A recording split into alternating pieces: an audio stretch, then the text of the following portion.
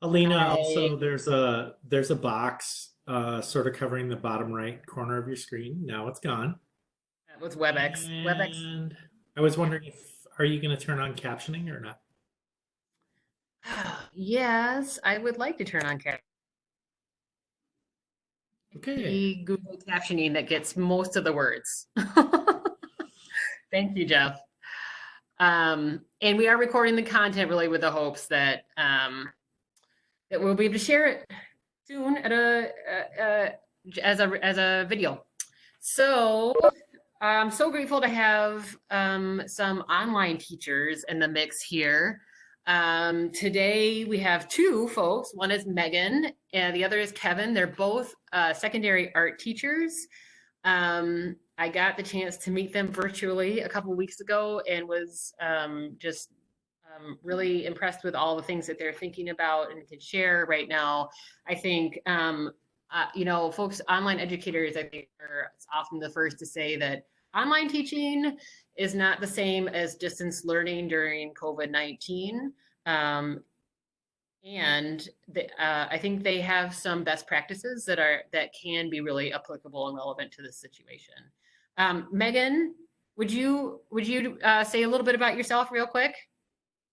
Yeah, hey, I'm Megan. I've been teaching at a project-based learning charter school online for 12 years. And when I came in, there wasn't an arts program at all. And over time, I've gotten to explore and experiment lots of different ways to try and teach art online effectively. And I'm excited to be here today and help you answer some questions, I hope. Thanks, Megan. Kevin, would you say a little bit about yourself?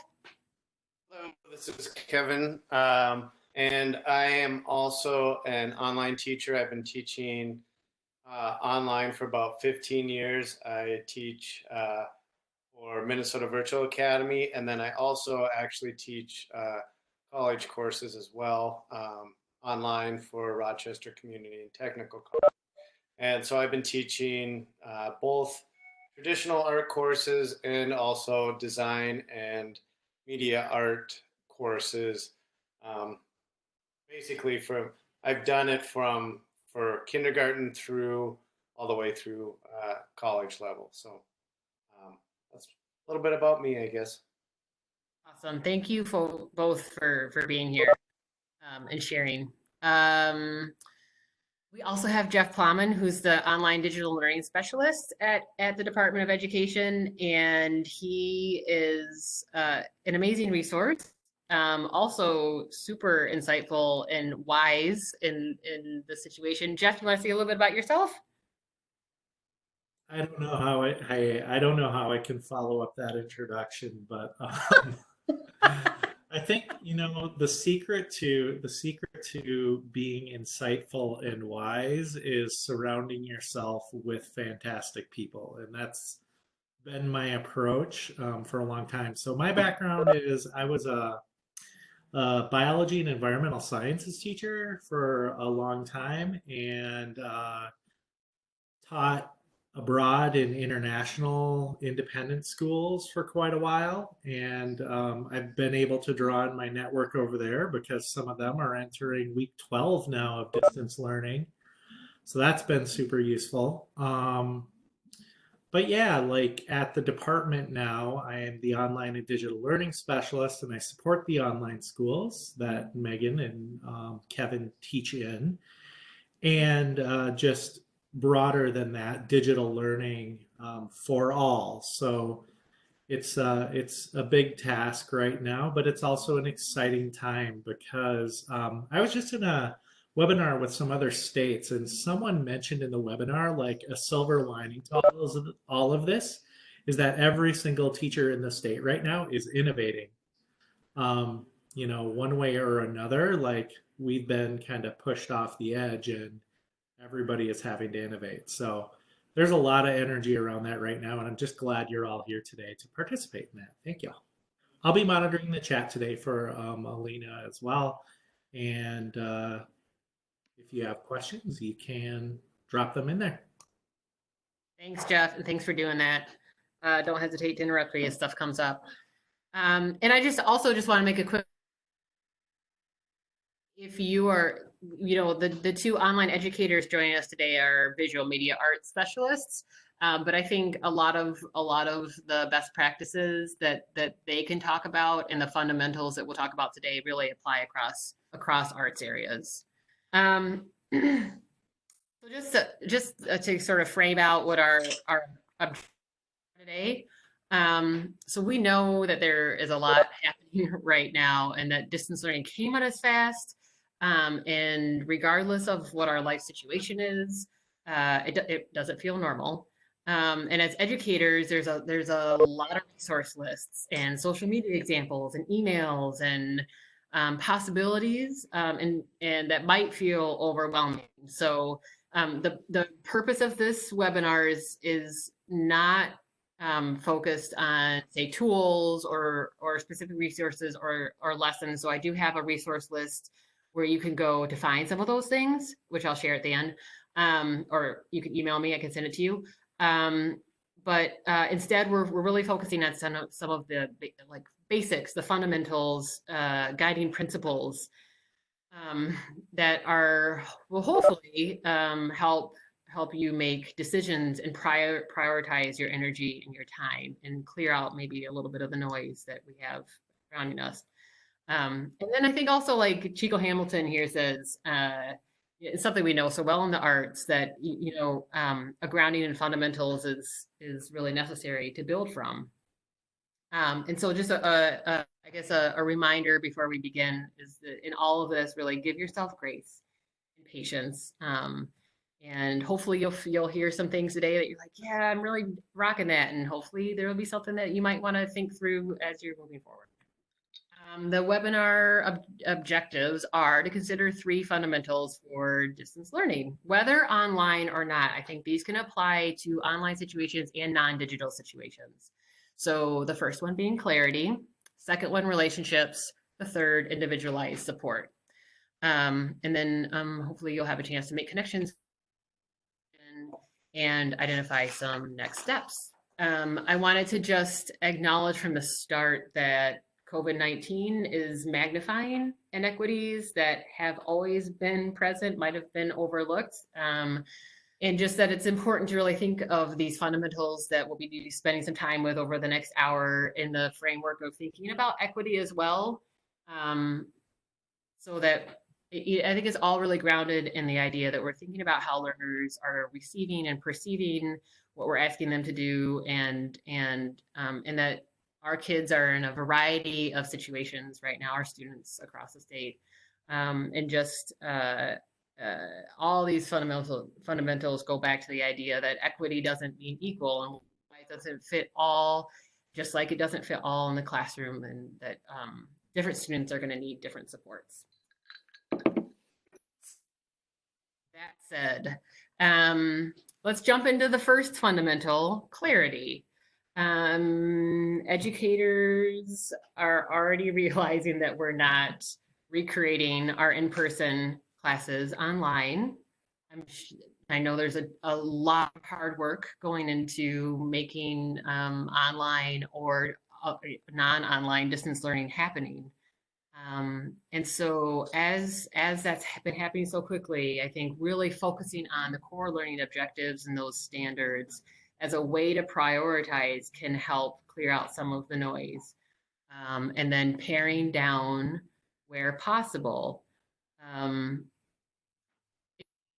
If you can focus in on the core learning objectives in the standards and possibly building learning experiences around the artistic processes that are embedded in the standards, like creating, responding to the arts, performing and presenting, and if you're working with the 2018 standards, connecting, if those are at the center of what you're having students do, then it can help you be flexible and creative with your curriculum. I think another aspect of keeping the core learning objectives at the center is it helps you sort of begin with the end in mind, which is really key during this time in order to be clear with students about what's being expected and what their learning is, and so that you can over time to assess what their learning is. because that's still an important aspect too, right? So they know how they're progressing, and you can keep track on how the instruction is working and make modifications if necessary. I think the flexibility and creativity, and I know everybody's probably already figuring those things out. There might be less skill and technique development at this point across arts areas, but it might be more with having kids use the techniques and skills that they have and using them in artistic processes to be creating in the arts and responding and that sort of thing.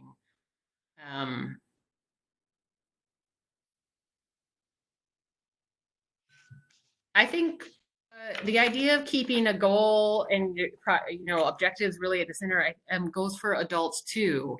It helps us keep perspective. As an educator right now, if you could.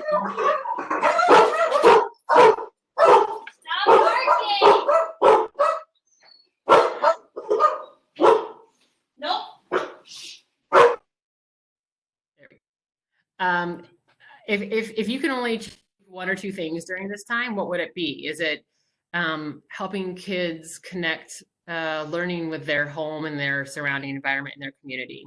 Is it providing consistency for kids?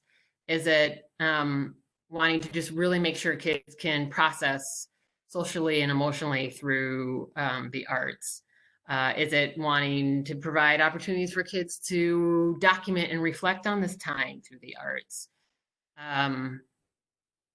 Whatever those central, one or two things are, if you can articulate those for yourself and then build the work around that, will help you prioritize time. So once those objectives and the core learning objectives and the goals are really clear in our minds, it helps us keep things hopefully simple and build out supports for kids to be successful. There's a lot happening, and I hear again and again the suggestion that we try not to pile too much on ourselves and not too much on our students. Give them opportunities to be successful. So I think for adults, the educators in the situation, building a whole online course or taking on huge new technological projects might not be what we need to do. There's lots of content available online that in many cases will fit what we need. If you're working in an online situation, there might also be you might be able to revise and retool assessments and lessons that you already had. And just tweak it so that it'll work in this situation. So if you can clear out some of the creation of content, then you might be able to carve out more time to really spend on making connections with kids and providing individual feedback. And I think another aspect of keeping it simple and successful is scaffolding out what the project should look like, so kids have an idea of what steps they need to take to get to a final project. And then finally,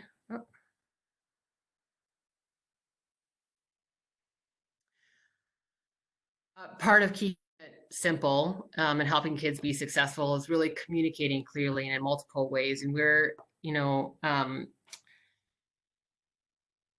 as much as we can, prioritize finding out from families what's working and what they need, and being really clear about expectations for the day in the big picture. So both sort of what's expected for each day in the week, again, scaffolding things so that it's relatively simple each day and doable. And also being clear about the criteria, so rubrics and checklists or whatever are sort of whatever ways you can find to re-communicate about the goals that are at the center. And then one more thing before I turn it over to Megan and Kevin is the idea of communicating in multiple ways.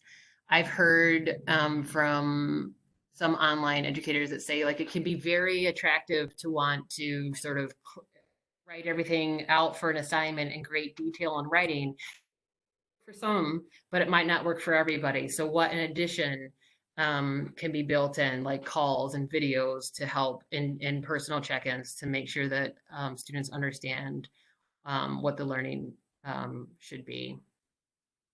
That was a lot, but I want to pause here and see if and invite Megan and Kevin to jump in with some specific tips or insights that they have from their work around this idea of clarity and communicating with kids. Maybe Megan, how about if you go first? Yeah, so I think maybe in a traditional classroom, it's easier to get people to read more. And I think once you put it on a screen, it's got to be tweet length or less.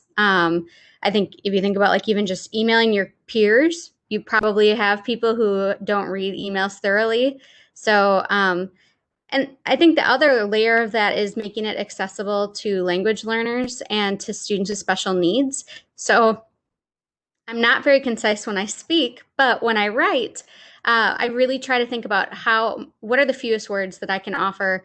What visual aids can I offer? What emoji can I offer? Are there built-in translation services so that I can get my point across really clearly? And then in terms of like vocabulary and rigor and discourse, add that in at, personalized at a different level in the responses that you give to work so that everybody's clear on what the directions are. It's few words as possible, and your expectations are really clear. I love the idea of focusing on clarity. And then, you can always chat about it more later. Thanks, Megan. Kevin, did you have anything that you'd like to add? I can add. And I think the statement that you said, keep it simple, is probably the most important. And that goes for the students as well as the teachers. One thing I think for people that don't teach online on a regular basis, you have to remember that Megan and I have been doing this for a lot of years. And I can, over 15 years that every year it changes, evolves a little. And time it actually takes to create an online course is quite a lot. And so my advice would be for yourself and your own sanity is to keep it as simple as you can, because it can very easily overwhelm you on it.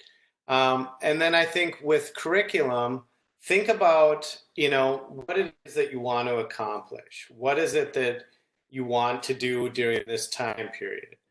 And, you have a way that you do that in the classroom, okay?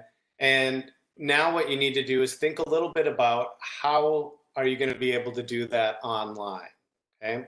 And so for art, for instance, maybe it's, maybe the best way to give them information is a packet. There might be something like that. Maybe it's a discussion or using a chat or email or Skype or something like that.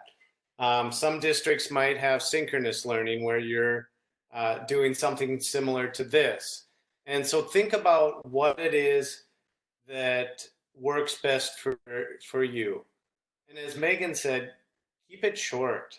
I know from my kids' district, I mean, we get inundated with so many emails that after a while you just get burnt out and you're less likely to read them. And so the same thing with the students. It's really tough for a student to sit and look at a computer screen for 2 hours. So like, for instance, what I do is if I have live chat or live classrooms each week with the school that I teach with. And so all the students come in and we can have a regular class situation. But a lot of times, if I'm presenting information, anything like that, I keep it to roughly about 15 minutes. And because part of it is obviously with our students, they're needing time to create work as well and that sort of thing. So being very succinct, like what was said, is an important part of it as well. and getting to the point as fast as you can. And then the last part is with the communication, multiple ways and often. It's very easy in an online world for students to get lost. Okay.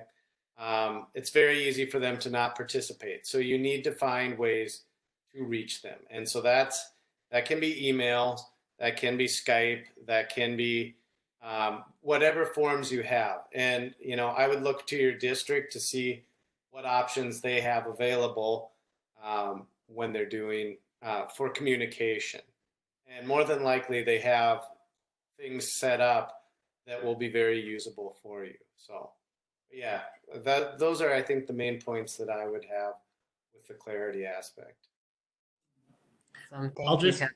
I'll just add something on to what Kevin said. It kind of made me think of something that we wrote into the family engagement guidance um, about reaching students is like, setting up a tracking system where you can sort of keep track of who's engaging and how often, right? So that can be as simple as a spreadsheet that's color coded. I've heard of online teachers using that kind of a thing before, but it needs to be intentional, I think, and you need to carve out time in your day to actually do it, so that you're making sure that you're following up with everybody.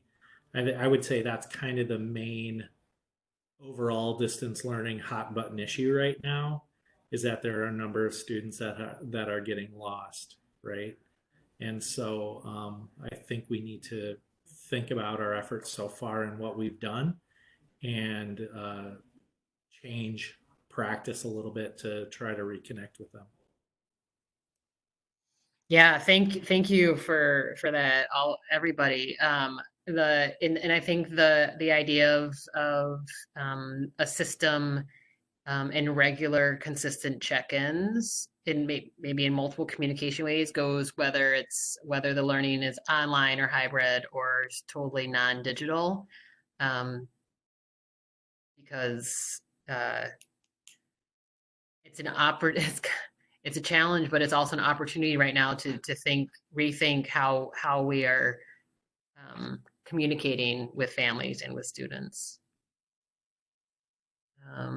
That's like a real natural transition into the fundamental. But before we go there, I wanted to take a couple minutes and let everybody who's participating in this webinar process a little bit. What big goals do you have right now for learning and for your students in this time so far?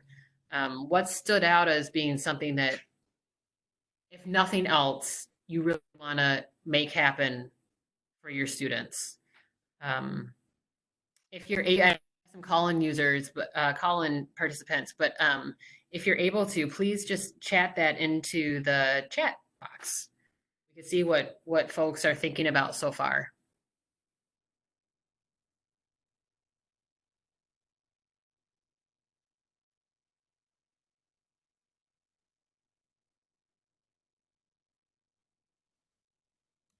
Yeah, and I'm just going to respond real quick. So Cindy asked a question in chat about social emotional. So this will give people a little more time to think and think of their response to this big goal.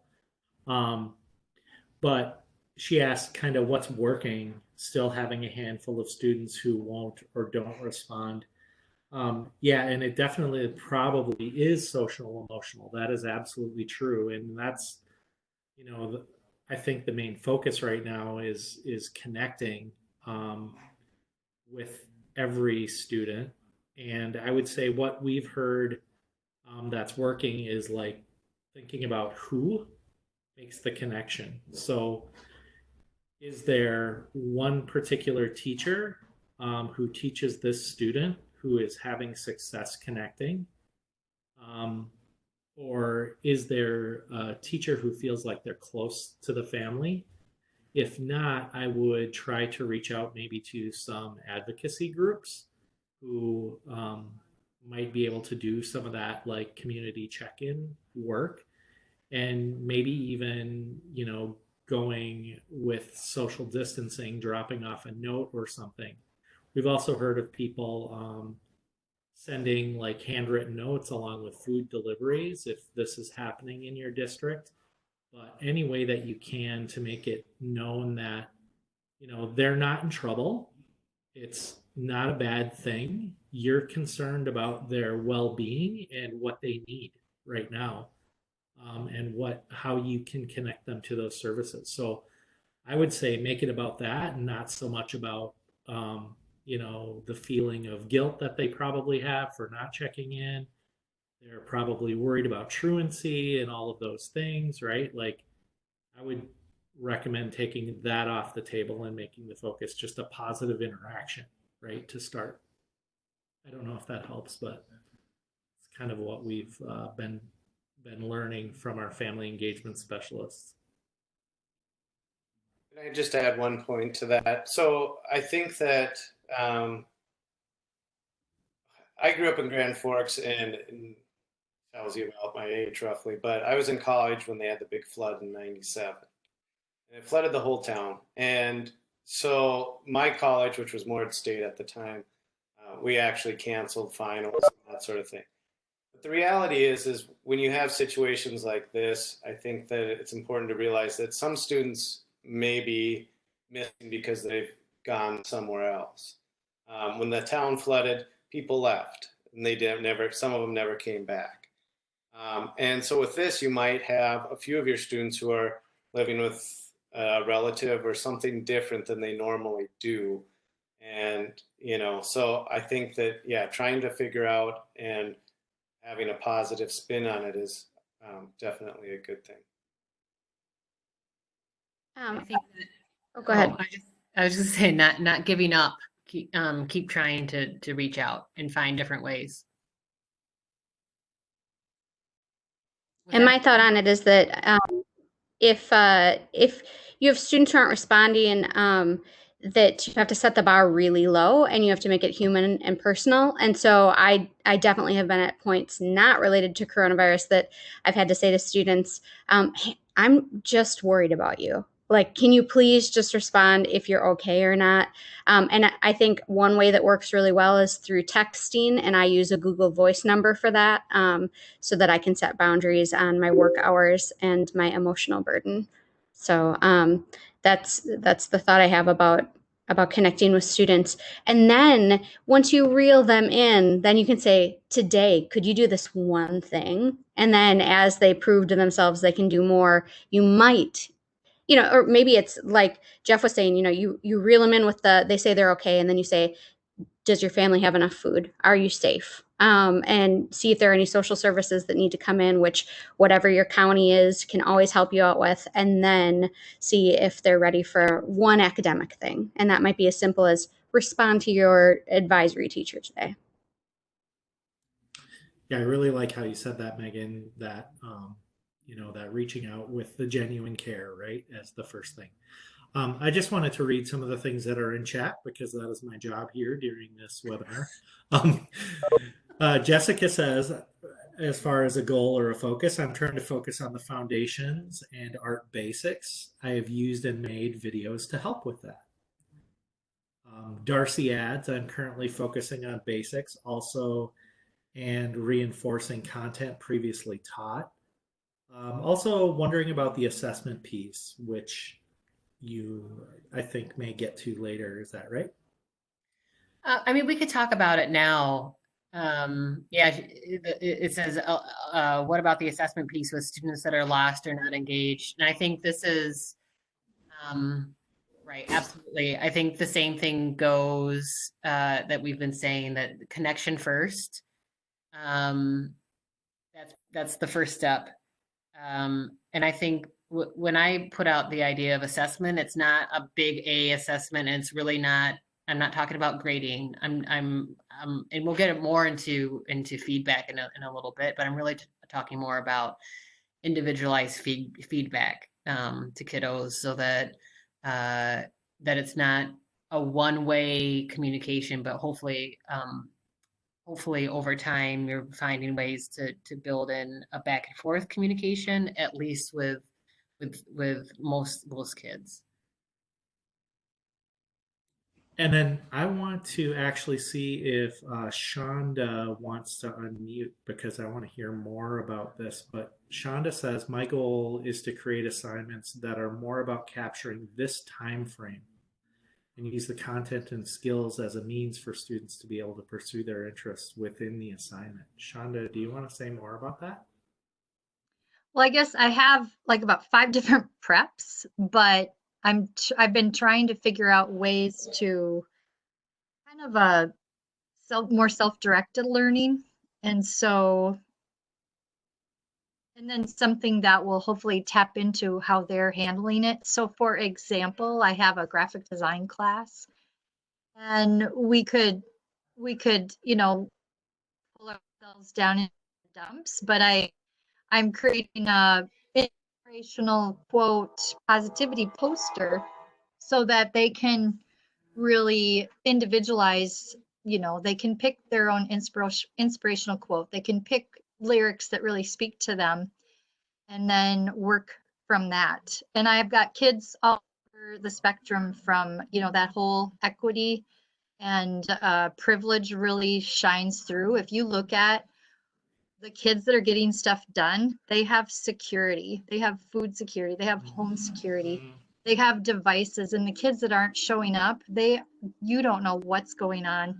And so I'm trying to create assignments that no matter what device they have, if they have a Google Doc from a Chromebook, because our school did reach out and provide Chromebooks to, I think, most of our kiddos. Well, that's the kind of thing, so whether it's, another thing I'm tapping into is an exploratory assignment where kids can look into art careers, design careers that tap into the class that they're in. So kind of learn about that. And even going in field, I always, in this assignment, it's like they're all going to be consumers. And when they look into what goes into those jobs, then, or into those careers, it gives them a sense of reality. It's like, oh, I didn't know that it took all of that to, design a landscape or, that kind of thing. So then it really kind of taps into their interests. So hopefully it motivates them. So those are just a couple thoughts. Can I respond to a couple of those things? And I think also to Alyssa as well. So one of the things that I do, especially, if I have 4 preps that I currently do. I have one that's a media art design course, and then I have 3 traditional art courses. And so one of the things that I do with the art, because and this for the elementary teachers as well, you obviously you have these other courses that they're dealing with as well. And so what I actually do with my classes, and I don't know if Megan does the same thing, but I set them up with assignments on a weekly basis. Okay. And then I have one large group session during the week, and I can present information, but I give them everything they need to do at the beginning of the week. And then they can kind of figure out when they've got time in order to complete those assignments. And so that helps a little bit, especially when you're working around other courses. In our school, math and, your core courses need a little bit more of every single day of that face-to-face, where I don't need quite as much as that. And so that's why that works. And then in addition, another thing that is like with the graphic design, that's a great idea, giving them multiple options on how they do that. A lot of times I'll have the objective in mind, but I'll give them 2 or 3 different options on how to complete that. And then they can decide what they like and what's doable. And I think using, like with graphic design, there's GIMP, there's a lot of very basic tools that they can at least use whatever they have for that. And so that helps, and then the last thing I'll say with that is, with that weekly schedule, the way it's set up is I make it look like a checklist. So they could print it off and they've got that there physically if they wanted to. And yep, I've completed this, I've completed this, but that gives them a little more flexibility in their time, which for online, that helps with some of that, especially if you have the overlap. And the other thing to think about is there could be multiple students within one home, and they may only have one computer. And so whatever you can do to make that easier, with those other courses and with other students that might be in there, is definitely a positive.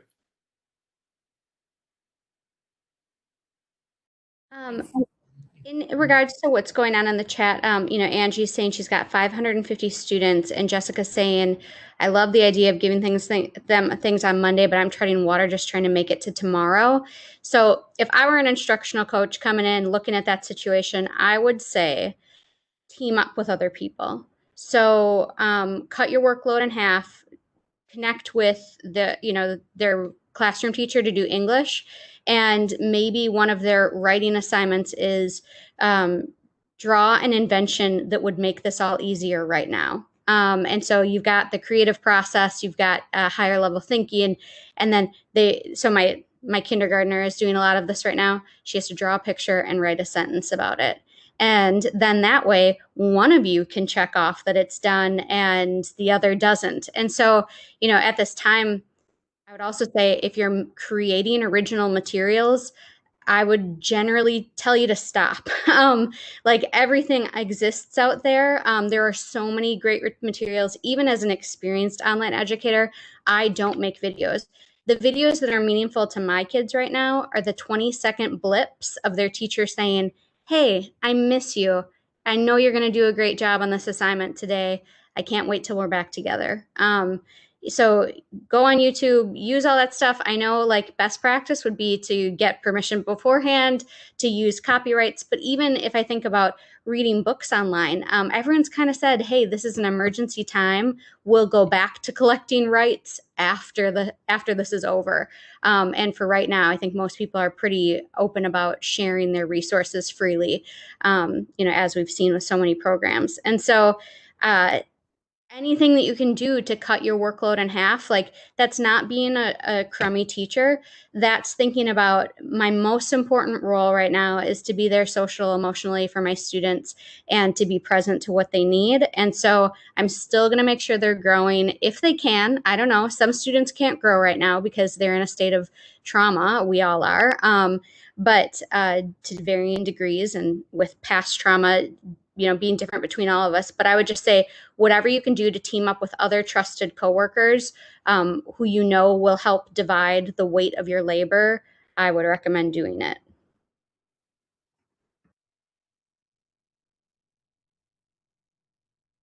Yeah, and it might, I love those ideas. And it might not be something that you can make happen tomorrow. And don't be too hard on yourself for that. Set it in motion, and hopefully over time, these sorts of things, well, like Jeff said at the beginning, right? We are all innovating. The elementary situation with 550 students is definitely a challenge, especially for regular individual connections. Hopefully over time, districts and schools are also finding ways to sort of systematize the connections between adults too, like Megan and Kevin have been saying about working together and finding ways to check in on kids that need more support. Jeff, was there anything you wanted to call out from the chat before we move on? I think we've addressed everything pretty much, but I just want to, just say again, like everybody is doing everything they can right now, and you people included, and you've showed up for this meeting today, which you didn't have to do even, right? So that tells you something about yourself, and like give yourself permission to not be perfect right now, I guess, right? Like this is a different time for all of us. We've never faced anything like this before in our careers or our personal lives. And yeah, just give yourself permission to not be perfect right now. For sure. For sure. Here. Thank you, Jeff. Well, this next fundamental, I think we've been talking about relationships being with students just being still really important. Um, I guess I just will just underscore a couple of things. The idea that, of course, we know that social emotional learning and mental health needs are both really critical right now, and so keeping your ears and eyes open for anything that needs to be addressed in those areas. Um, and I guess I would just underscore what at least Jeff said, maybe not others, about intentionality. Relationship building and maintenance don't really happen by accident, especially in a distance learning situation. So finding a way to carve out time to plan for this component, uh, even if it's not as regular as you would like, um, will hopefully pay off in the long run. Let's see. Go. Now, this might not be something on your radar for the near future. Might be something you're doing already. I don't know, depending on how how your district is set up and what your situation is. But something to consider at some point is also the potential for relationships between students. Um, Finding ways for them to potentially connect either online or possibly even non-digitally. In the arts, one thing that comes to mind is the idea of part of the learning is giving each other feedback on in progress work or final work. So this probably wouldn't be happening every week, but is there a way at some point to build in a way to connect synchronously by maybe sharing work in a Google Doc or some other way of sharing a file with other students and then giving them the opportunity to give some meaningful feedback, and again, clarity is key for that too. Like what should the feedback focus on? Giving them a structure, maybe like something coming out of Harvard Project Zero's Artful Thinking could provide the framework for kids to respond to other kids' artworks or musical creations and whatnot.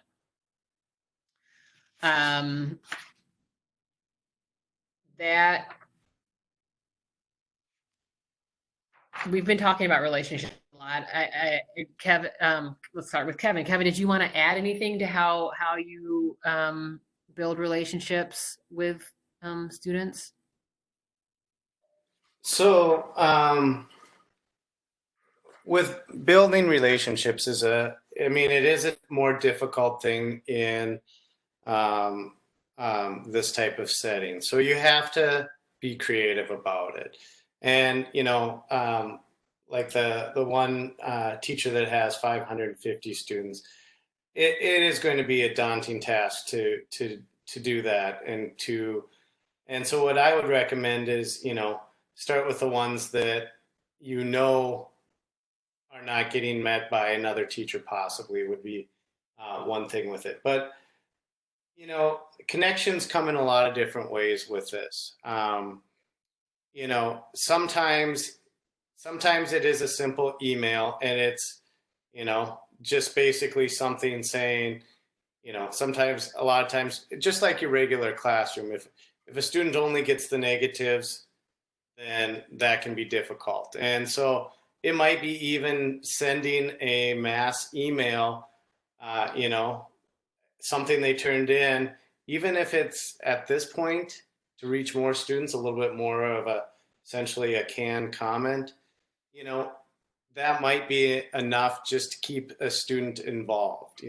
Hey, you did a really great job on this project, and maybe it's a little bit more general thing like the details were really nice, blah, blah, blah, something along those lines.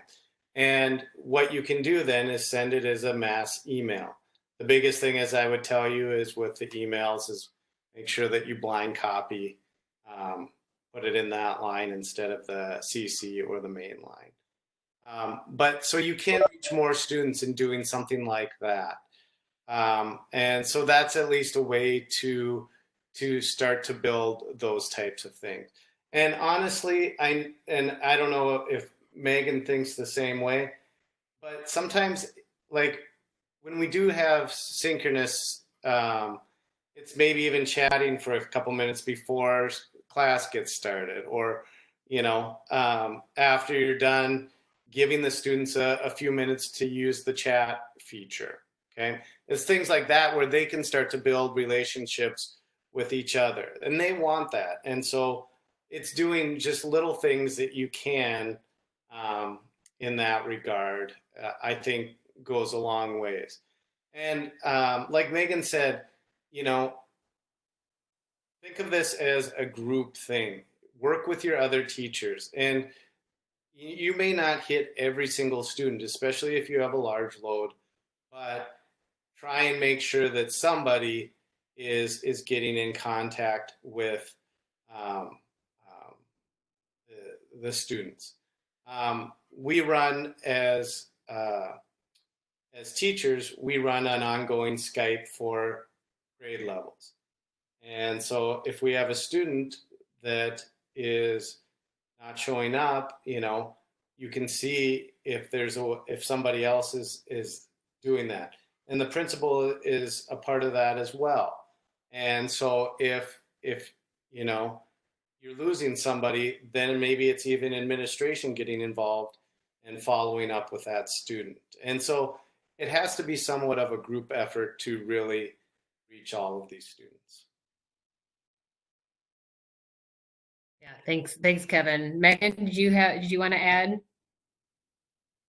I mean, I have so many tips for relationship building and how I connect students to each other, which I think is maybe one of the greatest gifts I can give to students is a relationship with another peer. But I guess, generally speaking, I'd say people love to talk about their pets. Some people don't have the resources to have a pet. And so the choice, the check-in question might be, show us a picture of your pet, or anybody want to get their pet on the camera, or what pet would you love to have if you never had, or if you don't have one right now, or, let's imagine, any animal could be your pet. What would you pick? And I would say that, so every time I do meet with my students, we always start with a check-in question. And my students improved it. They now do choices. So they ask 2 or 3 questions, and then students can choose which answer that they want to give, whatever, so that they can avoid things that maybe they feel vulnerable about. And then my students in the platform we use, we can actually draw on the whiteboard together. And so we've done all sorts of fun live art making together, like as simple as, here's a square, you have 3 minutes to transform your square. Let's all draw noses today. Let's each take a portion of this grid and finish it. But anyway, I could talk forever about this, but I feel like if there's any specific scenarios that people are experiencing about relationships, it would probably be better for me to give you advice on that than give you like all of my best practices for an ideal situation that I spent 12 years building. And I'll just draw attention to what was said in the chat by Alyssa. Another thing I've heard is how students will connect with certain teachers more than others. Not that we would ignore any students, but it can be good to remember those students who go out of their way to talk to you. When you were together in the school building, they might be missing that right now, right? And you might want to reach out to them. The inverse of that might also be true, though. Like students who never talk to you face to face might be quite forward and present quite differently online, and that's something I think to be tuned into and open to as well. So I'm really glad that you added that in there. And then a couple tool recommendations have showed up. EduFlow and Seesaw and Flipgrid have been mentioned in the chat. And that's specifically for online tools for feedback, right? For feedback and connecting students. I mean, I know I actually taught myself Flipgrid now. I kind of missed the wave of Flipgrid when I was an instructional coach, and I wanted to gather some quick feedback from like ed tech people about how distance learning was going after week one. And I set up a grid, and it was, pretty successful from my view. People went in and filled in 90-second videos about how their week went, and other people responded. And I thought, wow, what a world we're living in right now. Yeah, wow. Well, folks, I think we've actually pretty much addressed the third fundamental throughout the conversation. That's great. The third one is individualized support, and it's clearly coming up as a need and something that people are thinking about. And of course, it's built in through all this work. I guess I just wanted to highlight that the identification of individual needs, like Jeff was saying, I think Jeff was saying that you might be surprised about who you wouldn't have expected might need more support during this time, and even who might be thriving during this time, but also the idea that as things are changing so much and so quickly, student situations are going to be changing as well. And so the where they're at as far as level of support needed at the end of March might be different now, might be different in early May. So just the idea of and this is not all an arts teachers, right? But being a part of that system for continual checking and to see what kids are needing. And then that idea, I think that's come up also of tiering support. So maybe it's figuring out who really needs extra support and focus the majority of your time for student connections. Because some kids will be able to likely just go ahead and do the learning on their own, or they may not need the same level of individualized check-ins. And then just wanted to highlight the idea of individualized feedback where possible on student work can of course help with the relationships and help with the learning that's happening. So that notion of being able to give tangible and actionable feedback, timely and ongoing, might look a lot of different ways in our situation. That's okay. That's okay. And then finally, one thing I wanted to put out there is, and I think it's come up throughout this conversation, but this way of working, and maybe even Megan or Kevin said something about this a couple weeks ago, that like online teachers say that this sort of distance learning, especially if you're connected with digitally, can take over your life because 24/7 connection is possible. So setting boundaries is important, and planning as much as possible for how your time goes. I know things come up, but carving out the time for relationship building time or for following up with students time is also really, really important, in addition to getting lessons out there. And it might not look like the same schedule during school, I think, as we're all finding. Office hours can be helpful, but then finally, being clear about when communication can happen, sort of setting expectations around, if you send me an email, you can expect to hear from me within however many hours, 24 hours or whatever, so that both sides can sort of manage their expectations around when they'll be able to get a response, and then know when to follow up as well. We have about 5 minutes left. And so thank you, everybody, for such a rich conversation. Megan, did you want to add anything to this sort of individualized feedback or planning for your time theme? I guess I would say just know that it's okay to put that in have an auto reply, or have that as the footer for your email, just because it's a weird time. So let people know when they can expect to hear you. They'll probably appreciate the reminder of when your office hours are. And, then if you've got parents who are helping their kids in the evening do school, they won't feel bad about, emailing you then. I had two other real quick things I was going to mention because we have some elementary people here. This is not my site. This is the school that my kid goes to, and their art teacher has done a great job making choice boards.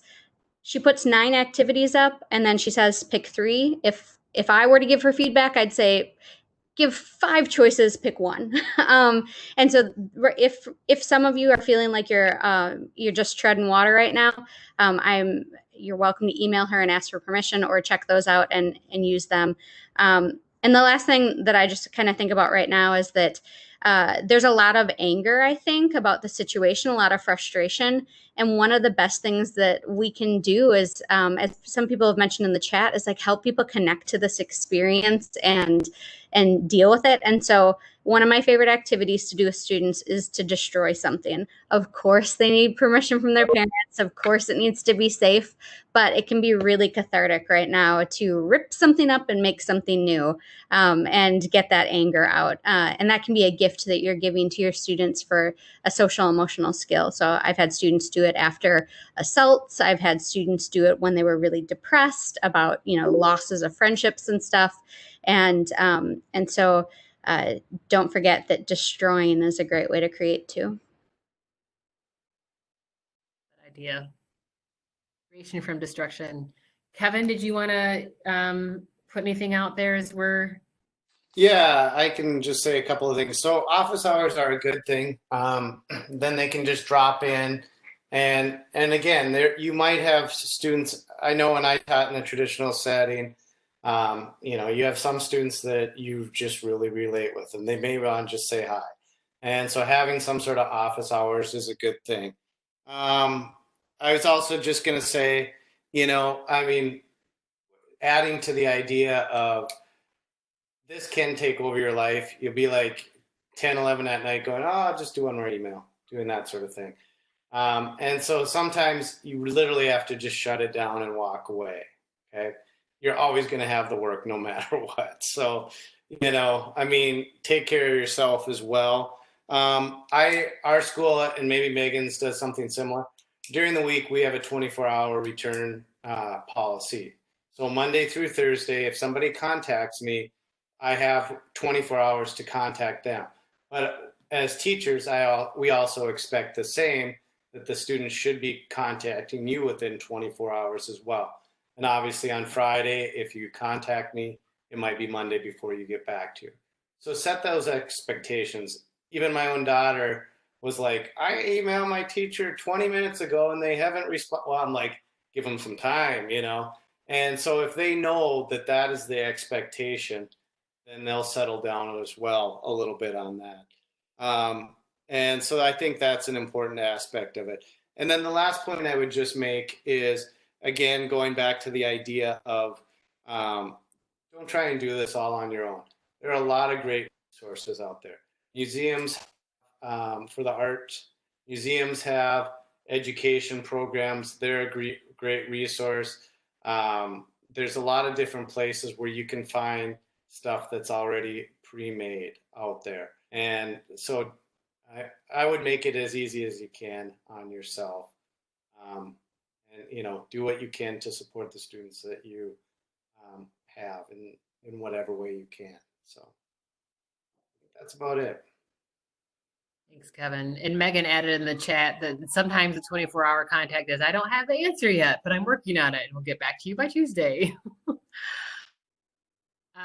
We're just going to skip that because we are at 4:30 already. Thank you, everybody, for the very, very rich conversation and questions and sharing your ideas and concerns and working through some of this a little bit.